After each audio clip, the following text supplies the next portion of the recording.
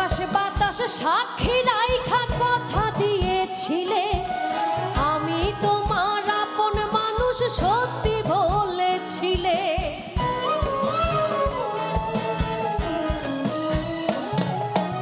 আকাশ বাতাস সাক্ষী রাইখা কথা দিয়েছিলে, আমি তোমার আপন মানুষ সত্যি বলেছিলে।